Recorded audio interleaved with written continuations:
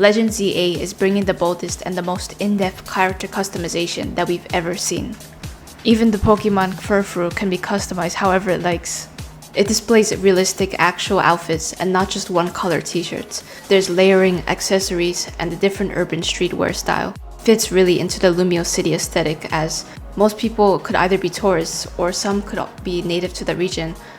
Actually, we don't even know what region that we came from. I wonder what region Paxton and Harmony came from.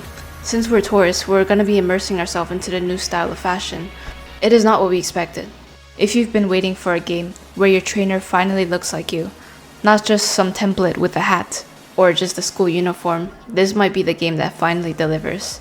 There's so much little details that have to look so much into the trailer, just break down every few seconds to see what we missed. If you haven't noticed already, there's even earrings that we could wear. While clothing options and hairstyles aren't new to the series, they were actually first introduced in the Kalos region, so it is very fitting for Legend ZA to be a huge upgrade, as they're both Kalos, and it's like Legend ZA is this big new thing that is basing off of X and Y. The main reason why I actually really liked it is actually because of the clothes. It wasn't really the story or the characters. I did love that here and there, but I actually really like X and Y because of the clothes and just the cozy aesthetic that it had.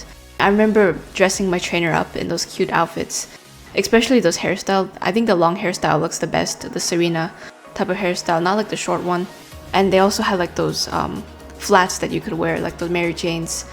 So yeah, there's a lot of different outfits, even back then. That was literally in 2013 or 2012, I believe. If it was clothes like that back then, imagine ZA right now. Imagine they just have Jordans or something like Essentials hoodies. They just have those types of stuff. I'm pretty sure they wouldn't because it would be copyrighted. They would just not wear that in the entire game, They can't actually put the same trademark branding logos into the Pokemon games, since Pokemon is its own company itself and Game Freak is not really into copywriting stuff. They're more into just doing Easter eggs and implementing small stuff in the TVs or posters that they may put in the games for us to discover ourselves. But Scarlet and Violet, the most recent game, which was Generation 9, we all know that it was only limited to only school uniforms and a few hats here and there, like motorcycle hats. I do like the motorcycle hats. They looked pretty cool if you're riding it on your Koraidon or your Miraidon. It really matches since the legendary Pokemon looks like a motorcycle.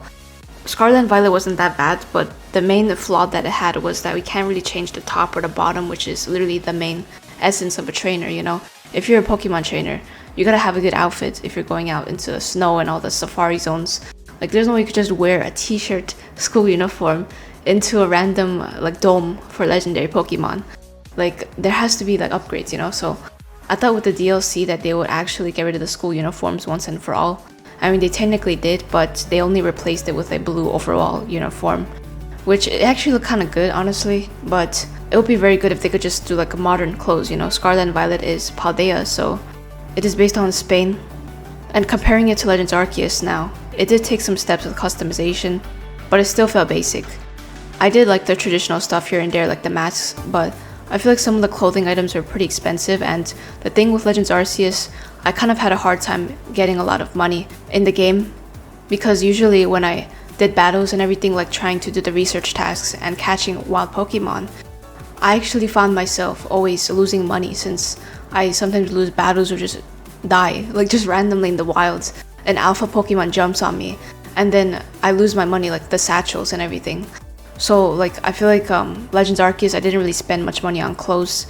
All the clothes were the same. Boots, kimonos, those overalls, the things that you wear in Demon Slayer. Those, I don't know what they call them. It's like a kimono. There was barely any real fashion, since also it's based on old times, it's the past. So it's not really gonna be futuristic as ZA, but ZA is gonna be a full-on glow up, since we're not talking about cyberpunk, cyberspace type of stuff. It's more advanced, and Lumiose City once again is Paris. So Paris, if you see those people in Paris, I'm actually looking at Paris fashion right now to see a glimpse of what Lumiose City might branch off of. The thing with Paris fashion is they have a habit of wearing a lot of blazers. Even women, they wear a lot of suits. So maybe they could implement that in Legends ZA, and especially now, I think they're not gonna make it specifically gender tied in X and Y. We could only shop for girl clothes if we were a girl, but now I think in Legend ZA, you could shop for anything since it's like gender neutral type of stuff. They want to be more inclusive. So I also noticed that they wear longer jackets. It's going all the way to their knees. The colors are mainly like more professional looking. It's not really like bright colors. It's like white, beige, navy blue, black. But if you're going the more like crazier, like more spontaneous route, there's colors like bright red. So I just saw this cool outfit. I think they're definitely gonna have a beret in this game since, you know, Paris. And I also noticed that there's dresses, so I really want to see if how the dress is gonna look on the girl. As for the guys, there should be more swag. I noticed that the girls are getting better outfits. They just want to hide stuff now. I think the guys are also gonna get good outfits. Like they're gonna get some belts and some fancy like white button-ups. I don't even know. Okay, so back to what I was saying. There is no limit. Bags, other accessories on sale in stores. Naturally, there are plenty of styles and colorways to choose from too. I already have my eye on a few pieces seen in the trailer, but if that's not exciting enough, the trailer also promised trainers can change their hairstyle to appear however they would like. Like we even saw those streaks, the hair dye. We honestly look like a gym leader at this point because gym leaders are the ones that's supposed to look more crazier, but I think at this point we're gonna be the main character in this story. Speaking of this hairstyle, it kind of looks like Emoga. It kind of matches like the Elisa hairstyle. Since Elisa had a fashion runway and she was electric type gym leader and had Emoga, so this hairstyle looks similar to Emoga. The icons that we used for our looks look similar to Scarlet and Violet. Not to mention, everything looks similar but better. There's options to change your eye color, eyebrows, lips, and other facial features to fully personalize it to be actually your own custom trainer. It feels like I'm playing a dress-up game at this point. It's like very fun. Dressing up my trainers were my favorite part of the entire Pokemon games, honestly. Like Sun and Moon, it was so fun. They had a lot of different colors and a lot of different styles.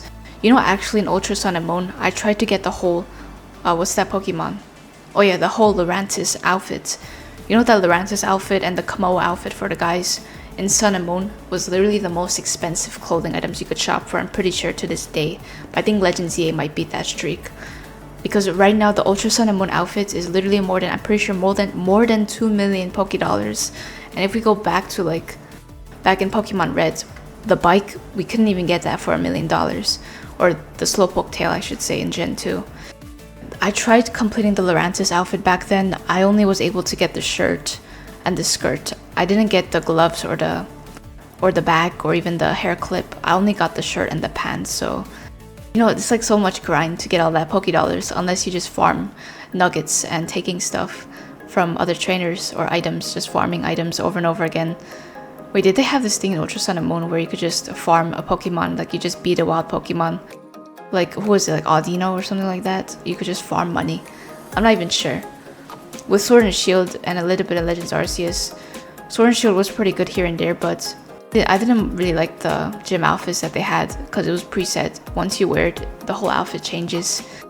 The t-shirts and the whole set that had the number on the back. I think that one looked good at the same time, but there was better clothes in Sword and Shield. Like I remember the puffy, fluffy jackets.